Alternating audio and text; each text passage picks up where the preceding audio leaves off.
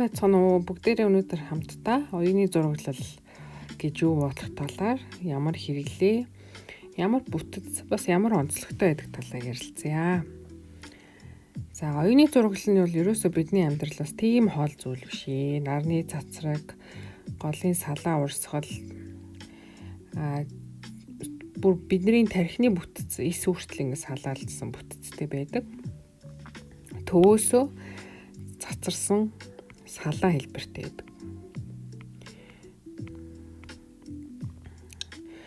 За, оюуны зураглалыг ашиглахаар биднэрт хамгийн ихэнд анхаарах ёстой зүйл гэх юм бол ерөөсөө тийм тусдаа мэдлэг чадвар бол шаардахгүй, заавал нас шаардахгүй, ямар нэгэн хэл шаардахгүй, хурдан ойлгогдно, сурахад амар, хамгийн гол нь та дадлага хийх ёстой гэсэн үг. За, оюуны зураглалыг сураад бид нар яг юунд ашиглах юм бэ гэх юм бол өдөр тутамдаа тэмдэглэл хийх, номын тэмдэглэл, ном уншсан бол тэрийг тэмдэглэх, хурлын тэмдэглэл хийх. Бүр цаашлаа төлөвлөгөө гаргах, 7 хоногийн төлөвлөгөө, 14 хоногийн төлөвлөгөө, төслийн менежмент, асуудал шийдэх, шин санаа олох гэд маш олон зүйлд хэрэглэх боломжтой. За, бас нэг чухал зүйл нь бол бид нар ингээд тэмдэглэл бичсэн ч ямар нэгэн зүйлүүд хийсэн ч бол оюуны зураглалгүйгээр хийх юм бол ер нь ингээд үргэлжлсэн үгийн зохиол шиг маш их ингээд текст болдог, олон хуудастай. Мэдээж хүн болгоны өөрийнхөө боломжоор дараа нь санахад эвтэйхэн байдлаар том бичих ч юм уу тодруулагч ашигладаг. Гэхдээ тэр нь бол бас хангалттай байдгүй. Яг тэгэхээр бид нар буцаага нөгөө мэдээлэл санах гэхээр мартчихдаг шүү дээ, тий. Тэр ятгаа бичсэн зүйлээ уншсан ч гэсэн ойлгохгүй юу биччихлээ, юуны тухай байлаа гэдэг. Тэрээс гол асуудал нь юунд вэ гэхээр нөгөө мэдээллээ нэг газар бөөгнүүлэл ингээд бичээд байгаа учраас ямар ч холбоосгүй мэдээлэл ерөөсө тарихын удаан суудаггүй. Тухайн үед ойлгоод байгаа мэт боловч тэгээд тухайн хурлаас гараад тухайн номыг уншиж дуусаад 1-2 хоногийн дараа л ихэнх нь мартагдаад алга болчихдог. Тийм учраас оюуны зураглал буюу мэдээллээ ингэж бүтцэнд оруулж эмх цэгцтэй зураг дүрс ашиглаж бичих юм бол тархины баруун зүүн тархийг зэрэг ачаалдаг учраас тухайн мэдээллийг мартахгүй удаан хугацаагаар санах боломжийг олгодог.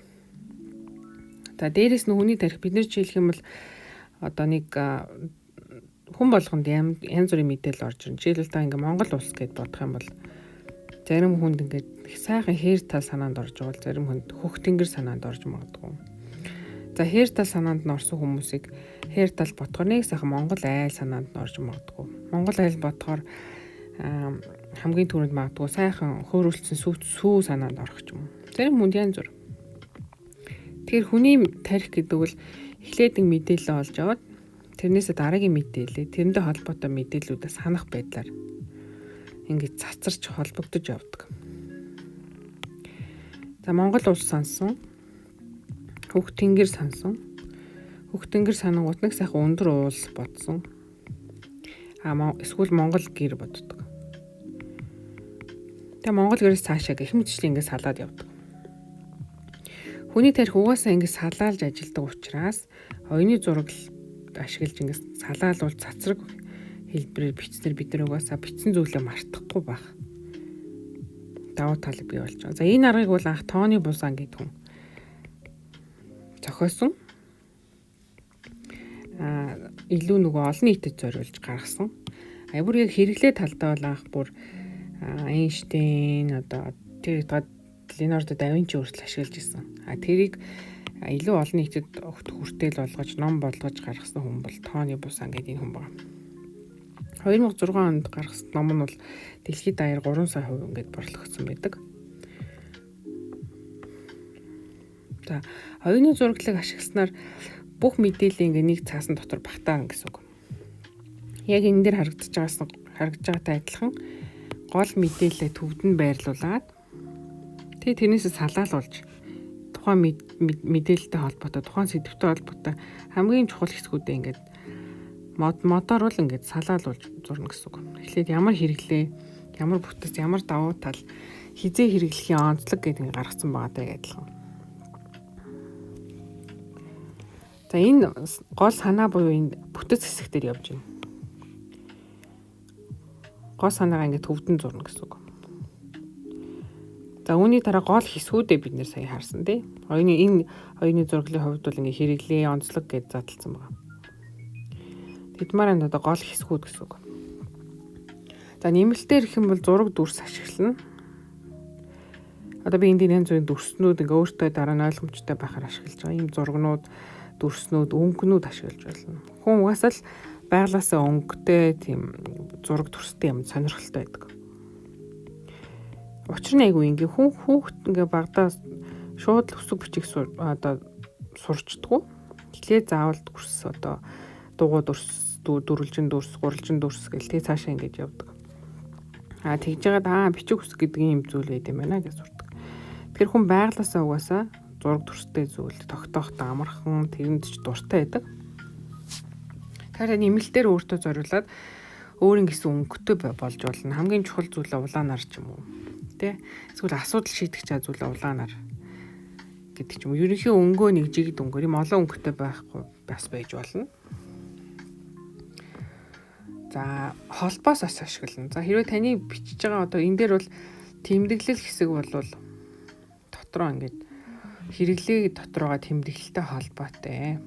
Яг тэгэхээр дотроо төслийн тэмдэглэл хийж болно, номын тэмдэглэл хийж болно, хурлын тэмдэглэл хийж болно гэсэн чинь. Энэ хоёр хоорондоо холбоотой учраас холбоосоор ингээд заагаад өгч байна. Тэгэх юм бол тухайн нэг сэдвийн энэ хэсгүүд нь хоорондоо холбоотой байна. Эсвэл тухайн асуудлын энэ хэсэг нь хоорондоо холбоотой юм биш үү гэсэн мэдээллийг яг бүхлээр нь холоос ингээд том зургаар нь харна гэсэн үг. Бид нар төслийн ажил дээр ч гэсэн одоо аруулаа нэг төслөөр ажиллаж илаа гэхэд хэрвээ тэр багаараа ингээд гол ингээд хийх гэж байгаа төслөө майнд map болгоод зураагүй, оюуны зураг болгоод зураагүй байх юм бол тэр ажлын дид ажил дээр ээж байгаа одоо дулмаг юу гэж бид нар мэдэхгүй. Харахгүй.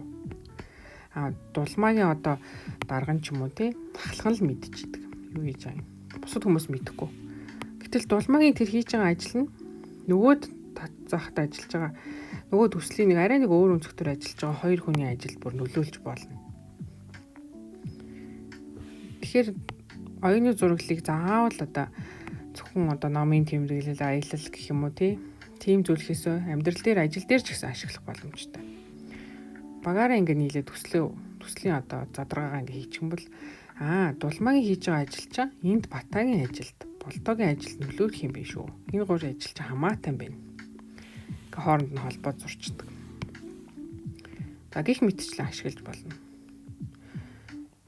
Та заавал ингээ iPad-н дээр ч юм уу, эсвэл ингээд гой зурдаг ч юм уу, тийм ерөөсөө шаардлага байхгүй. Та хурууга баруун юм зүүн гараа ашиглаад бичдэг л байх юм бол болно.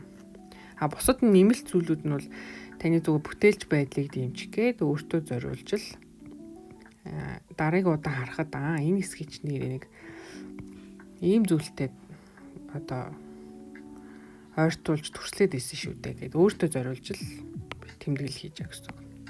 Тэгэхээр хүн болгоны бичих оюуны зурх одоо оюуны зураглал хийх аргачлал нь бол янз бүр. Хамгийн гол нь энэ техникүүдаа л алдахгүй байх хэрэгтэй. Төв хэсэгт нь гол санаагаа тавилаа. Тэрийг задлаад бусад дэд хэсгүүдэд тавина. Тэр нь дахиад дотор ингээд задраад явна. Хоорондоо холбоотой байж болно. Яагаад энэ холбоос яагаад чухал вэ гэж заавал хэлээд байгаа гэхээр тарих төрөний хилдгээр ингээд нэг мэдээлэлээс дараагийн мэдээлэл рүү ингэж холбоосороо дамжиж явдаг гэсэн шүү дээ тий.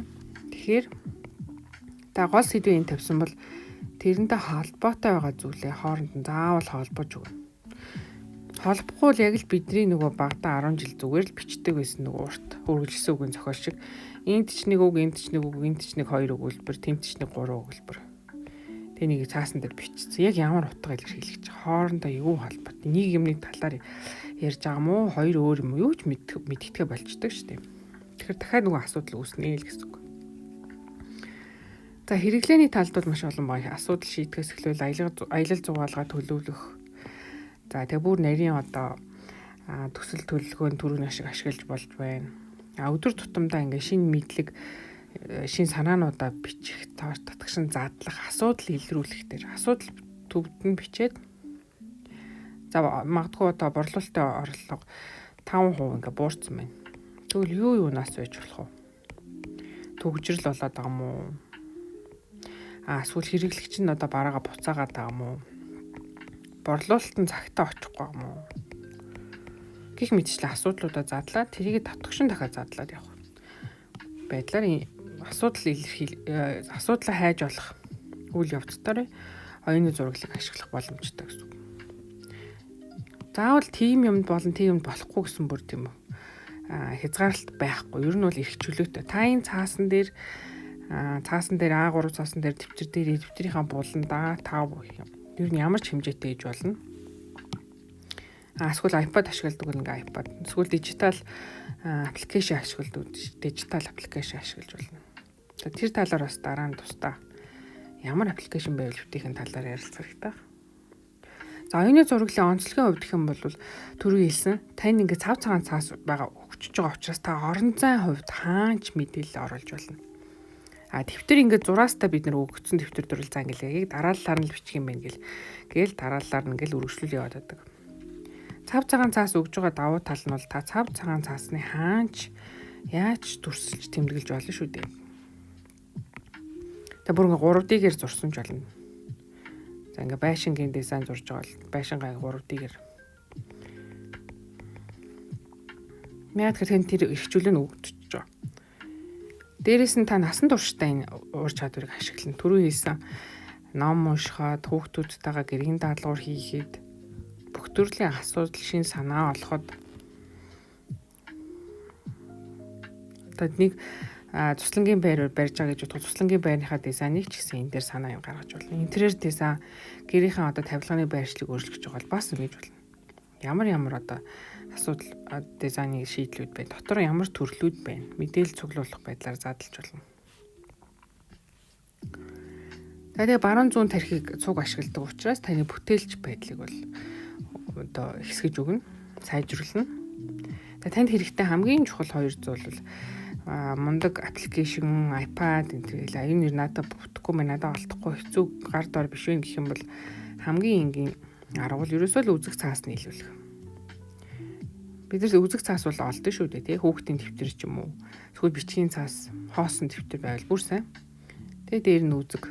Таны ганц нэг тодруулж бичих одоо өөртөө анхааруулах шаардлагатай зүйл дээр бол та одоо энэ надад хамгийн чухал, энэ хоёрт нь чухал, энэ гуравт нь чухал гэх иймэрхүү байдлаар улаан өнгөр ч юм уу дугаар өгөх байдлаар явж байна. Анхааралтай авах шаардлагатай зүйлүүдээ анхаарлын тэмдэг тавьждаг. Та гэхдээ өөр энийг яаж зохион байгуулж болно? Анхаарлын тэмдэг надад нэг тийм тэгж анзаарахдаггүй нэг юм бол тав магадгүй гурвалжин дотор анхаарлын тэмдэг тавих. Эсвэл анхааралтай авах зүйлээ зөвхөн улаанаар бичих ч юм уу. Та өөрөө тэр бүх хэрэгчлөгөө л идэлээд гол нь оюуны зураглалынхаа ерөнхий бүтцээл алдахгүй байх юм бол та мэдээлэлээ эргэж санах хурдчим. Бүр 15%. Дээрэс нь мэдээлэл эргэж санах хувь нь бүр 30%. Тэгээд асуудал одоо шийдвэрлэх чадвар нь бол 15% хүртэл сайжирдаг гэсэн юм судалгаа байгаа. Тэгэхээр өдөр тутамдаа ажил дээр хаанч хэрэгжилж болно. Хүүхдүүдэд дүү нэртэй заагаад өгөх бол бас ирээдүйд нь хэрэгтэй гэсэн үг. Шинэ мэдээлэл маш их аавна. Тэднийг бүгднгийн оюуны зураглалаар биччих юм бол олон хуудас цаас болохгүй. Ердөөл нэг нүр болгоод тэмдэглэчин гэсэн үг. За энэ арга бол гадаадд бол маш алдартай. Ялангуяа нэлийн их одоо их хэмжээний мэдлэг одоо олж авдаг ангийнхаа оюутнууд, за физик оюутнууд бол маш их ашигладаг. Угаасаа ингэж явахаас ч өөр аргагүй болдог. Маш их текст мэдээлэл, маш их мэдээллүүдэд өдөр тутамдаа авч идэг учраас бүгднийг өргөжлүүлээ бичгээр дараа нь өгөхөөс юу ч болох болждаг. Тэгэхээр энэ арга бол ер нь дэлхийд даяар бол маш алдартай болж байгаа.